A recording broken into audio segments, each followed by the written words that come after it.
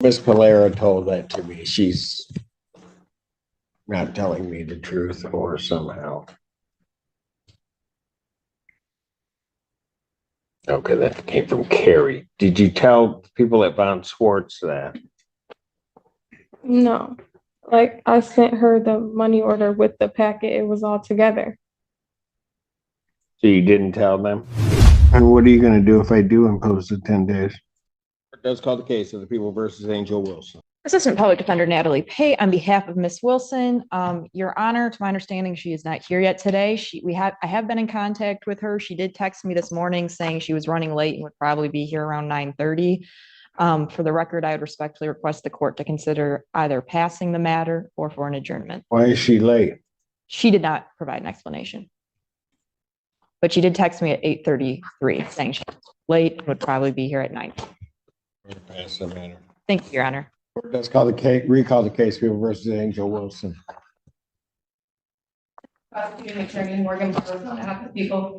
Buckle up, guys. Today we're going to dive straight into chaos. The courtroom opens with the defense telling the judge the defendant is late, and the tension is immediate. Authority testing patience, lawyers making last-minute calls, and the thin calm before the storm. This clip locks the viewer in. A missing defendant, a terse exchange about timing, and the heavy, formal air that declares something important is about to happen. Assistant Public Defender Natalie Pate with and on behalf of Miss Wilson, who stands to my right. Please state your name for the record, ma'am. Angel Wilson. Thank you for passing this matter, Your Honor. Today is the date and time set for both sentencing and a bond violation hearing in this matter. As to the bond violation, Miss Wilson will be pleading no contest. Is that correct, ma'am? Yes. You understand that you'd be entitled to a hearing? Pardon? Yes. Okay. And so you're pleading no contest to that. Did you go to Von Swartz?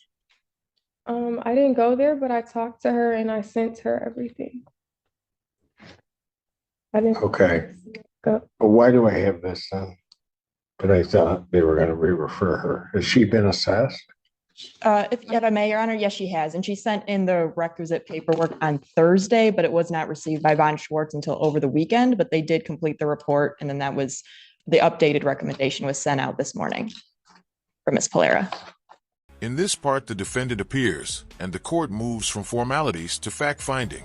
The judge and counsel pick apart paperwork and prior assessments. As a third person watching, you see the first cracks, confusion about whether evaluations were completed, conflicting accounts about forms and submissions, and a judge starting to wonder if the case is being handled responsibly. It's a quiet escalation, small details that foreshadow larger problems. Who did she send this to? Yes. That was emailed to myself. How old are you? I'm 22. What's your highest level of education? High school and I'm starting college. When? Pardon? July 8th, my first day. Where? At PSI. It's a nursing school. Are you living on your own now? Pardon? Yes. Where? I live in Taylor. So you moved? Yes. Why? 4 months ago. Why? Because I moved out of my mom's house. I'm unclear, quite frankly, after reading all of this. I'm not. Are you living by yourself? Well, my son lives with me. 2.5. Pardon? He's 2.5. Did you pay Von Swartz already? Yes. I have concerns about this individual being, quite frankly, able to move through this report, whether she would be an adequate candidate for probation. Here the judge drills into the defendant's background, age, schooling, living situation, and the courtroom gets clinical. Observing as an outsider, you notice how personal context becomes evidence. A 2-year-old child, new housing, and the defendant's job paint a portrait the judge weighs against public safety. The exchange is about more than facts. It's about whether this person fits the profile of someone who can handle probation. But if you want to proceed with sentencing, we can. Yes, Your Honor. I have reviewed the recommendation with Ms. Wilson. At this time, we are asking the court to largely adopt probation's recommendation. We do understand there is a 10-day or additional 10-day rather jail recommendation. Ms. Wilson is asking the court to not remand her at this time. As she has already told the court, she is starting nursing school on July 8th at PSI. Further, she does have a 2-year-old son whom she provides for. She currently is gainfully employed as a CNA, and she is anxious that 10 days in custody would both cause her to lose her employment or derail her potentially starting school on the 8th. Otherwise, we are asking the court to adopt probation's recommendation with the consideration of not imposing the additional 10-day jail time. This clip shows the defense counsel's strategic plea for mercy. Schooling, a child to support, and employment are all placed center stage as reasons to avoid jail. From a third-party lens, it's raw advocacy. The attorney humanizes the defendant, presses for rehabilitation over punishment, and gives the judge concrete stakes to consider. The emotional hook is subtle but potent. A future on the line, not just a past mistake. And what are you going to do if I do impose the 10 days?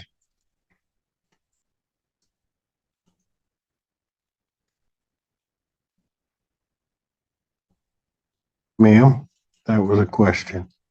Me, Yes? I would just probably lose everything.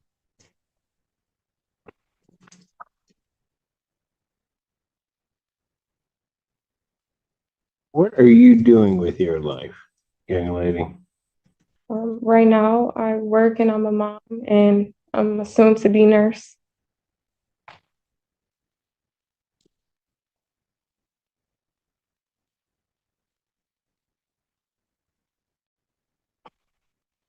You have proof of the nursing school attendance?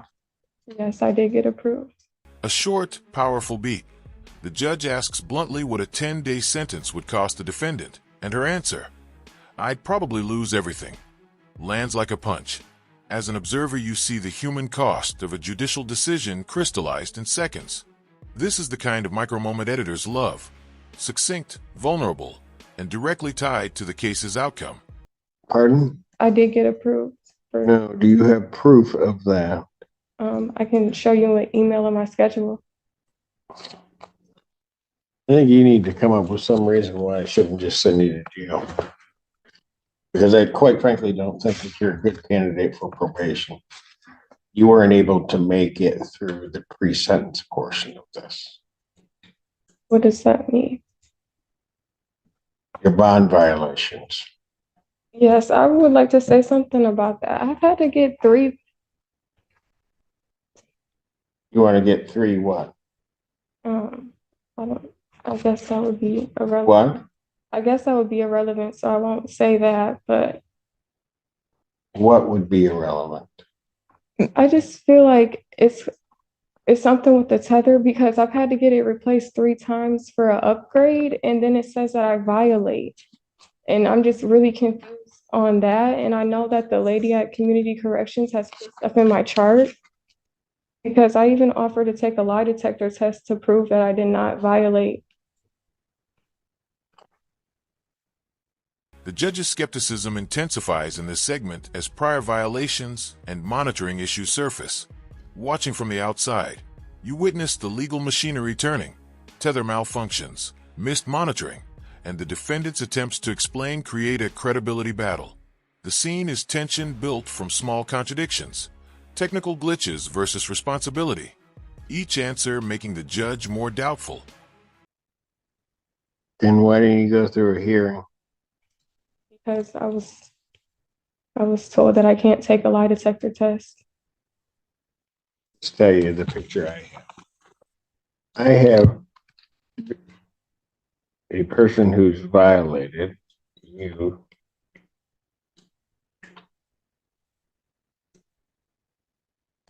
Pled no contest today to those violations. Now you're telling me that I have an individual who I'm not sure exactly what you're doing with your life, but who also, on the date of this incident, was extremely uncooperative while you were at the hospital.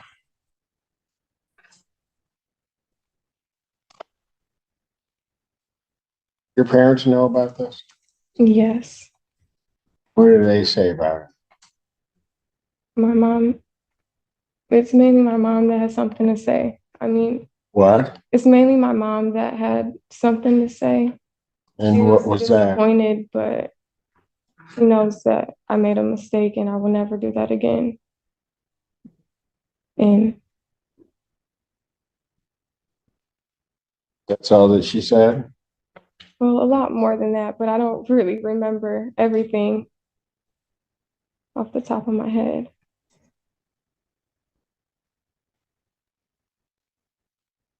Why do I get the sense that if I put you on probation, that what's going to end up happening is I'm ultimately going to end up throwing you in jail? This portion is a character test. The judge paints an unflattering picture: hospital uncooperativeness, drinking, and a pattern of risky choices, while the defendant pleads willingness to change. From a third-person view, the clip shows a conflict of narratives, one that argues repeat danger, the other that insists on reform. The outcome feels precarious because it's rooted in trust, not just law. Um, I don't think that will happen. I've never been on probation, but I'm willing to do anything to go to jail because I have a kid, I work full time, and I'm about to start school. My focus is not to be in jail or to do anything to end up in jail.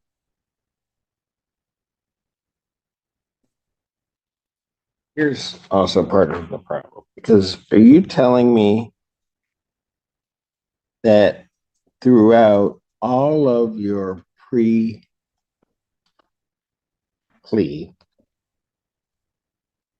well, the pre-trial portion of this, that all of these violations were because something was wrong with the machine? Well, I was on a whole, I don't remember what it's called in the beginning before. Sober link. Yeah, the sober link before I got the tether.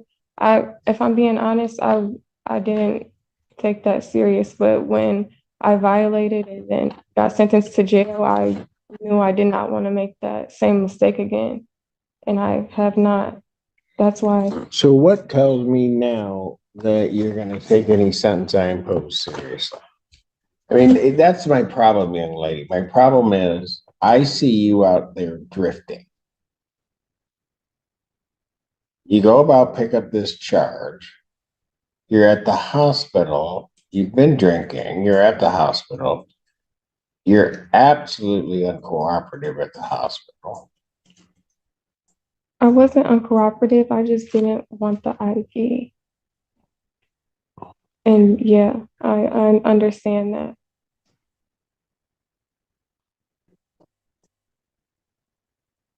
They ask you for consent to draw blood, right? Yes. What happened from your perspective? Well, when they said something about drawing the blood, I never refused it. I just wanted to sit up. And the officer stated that I couldn't sit up, so I was refusing. In this near 2-minute stretch, the court replays the factual crux, monitoring failures, past sanctions, and the moment at the hospital. As an outsider, you can feel the courtroom tightening. Every detail about sobriety link, tether swaps, and missed requirements becomes a brick in the judge's concern. The defendant's explanations sound sincere, but are repeatedly undercut by paperwork and prior sanctions. Suspense rises. And then they ended up sitting me up to take the blood. So I And at that point, you didn't think this was serious? did. I mean, I knew it was serious from my accident. So then you get arraigned and you get put on a sober line. Yes. Tells you what to do. You don't follow through on the sober line. Right? Correct. I was very irresponsible with the sober link. Mm-hmm. When I did the 5 days, I'm in jail. I knew I did not want to go back there, and I did not want to violate.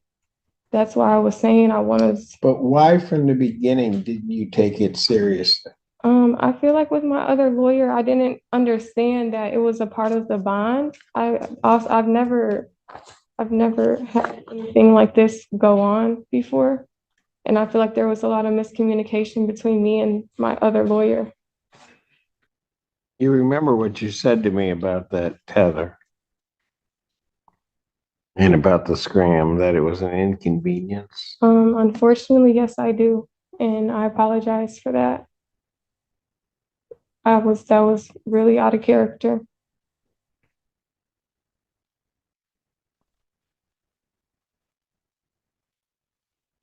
So with all of that, what makes me think you're actually going to be able to make it through probation? Um, I don't, only thing I can do is show you if you just give me a chance. I've given you opportunities throughout this case to show me, and what I've seen hasn't absolutely impressed me, or quite frankly, hasn't impressed me at all. Yeah, I can understand that. I mean, I've never done probation. I'm willing to do probation. I'm willing to do anything, hopefully not jail time. Why were you late this morning? My son's dad had to come get me, bring me here. Said, be quite frank with you, I don't know that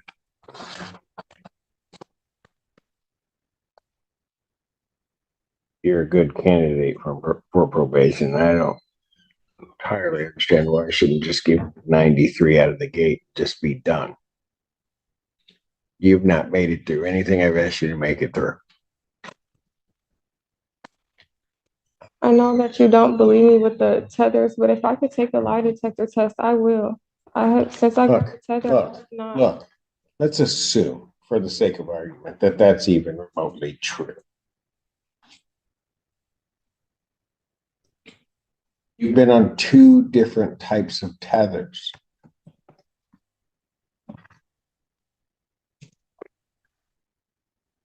I was unaware of that. Is the sober link a part of a tether? That's a kind of a tether. Okay. And you messed that up.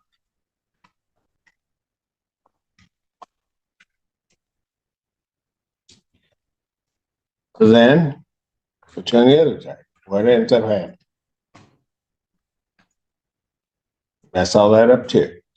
But I didn't. That's why I want to take a lie detector test to prove that I did not. I mean, why would I want to go back to jail? Honestly. When you went to Von Swartz, why didn't you fill the form out in its entirety? Well, she told me there was only 12 pages and there was 23. And she said I must have printed it a different way. Yeah, but there was information you left off. Yeah, that I didn't. But that was on what you had that you just didn't fill in. Well, the question on the front, I didn't know. And the other ones, I must have just read through them. I honestly don't know. I was confused when she told me that there was stuff missing because it was like simple stuff, like my parents' name. I was like, what? So I don't know. I must have been rushing through it. This clip is the judge calling the defendant to account.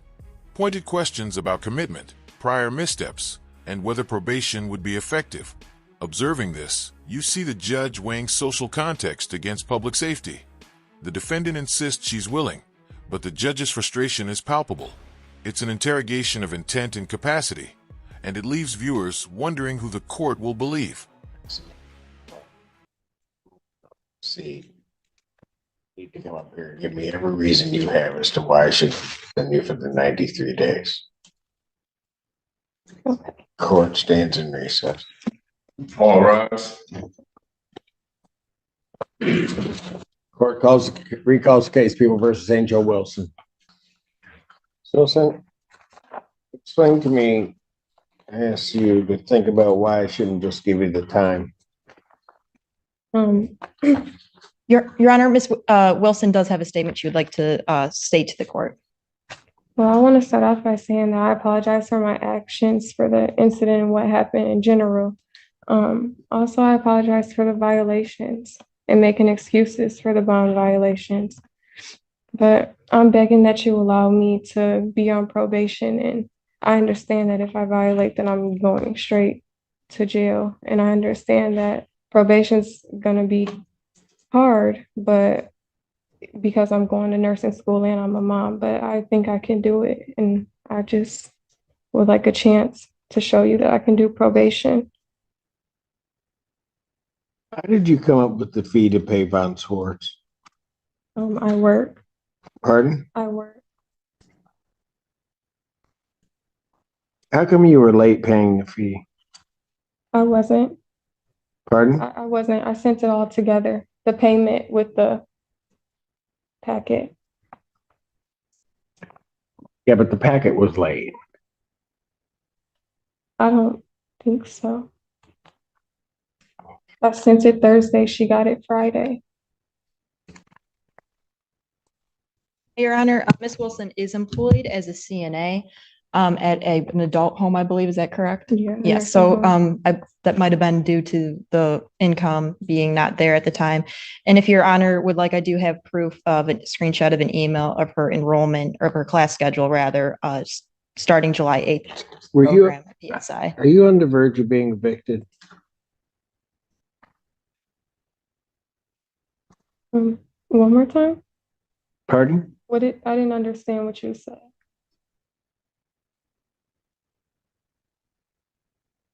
How long have you lived at the Taylor address? It's been 4 months. Are you on the verge of being evicted from there? As of right now, no. Were you? No. Did you tell my probation officer that you were on the verge of being evicted and cannot come up with the fee? No. You never told her that? No. This is the high drama prelude to judgment. The bench demands reasons why jail shouldn't be imposed, and the court pauses to reflect. From a third-person vantage, the moment is cinematic, raw appeals, mounting doubt, and a formal recess that increases suspense. It's the calm that signals the storm. Decisions are being made behind the bench, and the audience is left with the defendant's fate hanging in the balance.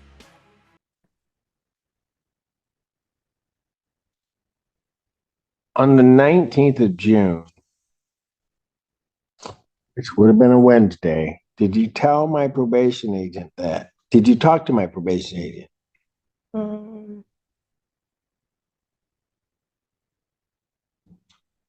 I honestly don't remember, but I know I never said anything about being evicted or I couldn't pay something. So Miss Palera told that to me. She's not telling me the truth or somehow. Okay, that came from Carrie. Did you tell people at Von Swartz that? No. Like I sent her the money order with the packet. It was all together. So you didn't tell them that you were on the verge of being evicted? No, I never stated that. When did you contact Von Swartz?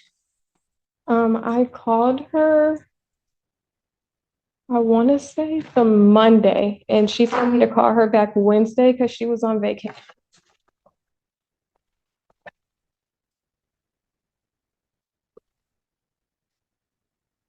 Anything either of you want to say before I impose sentence here? I just want to say that I apologize and I really hope that you give me the opportunity to do probation. Court does acknowledge this is not a serious misdemeanor as defined by statute, however, believes there are reasonable grounds to depart from the presumption of a non-probationary sentence. The alcohol screening assessment identifies the benefit of outpatient treatment, AA meeting attendance, and abstinence from all intoxicants.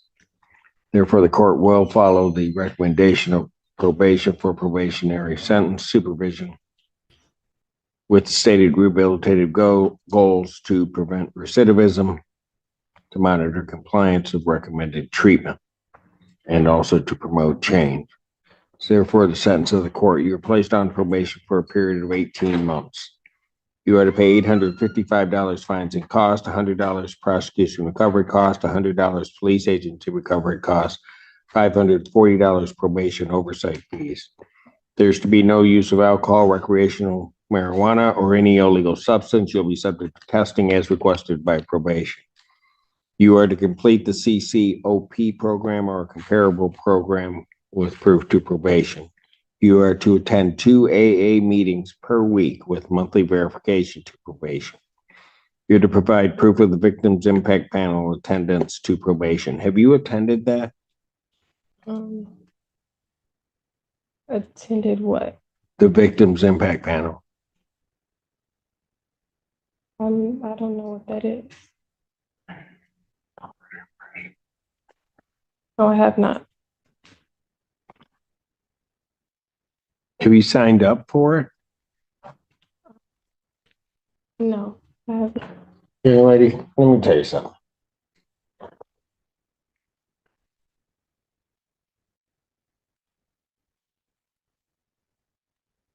This is why I have this feeling you're not going to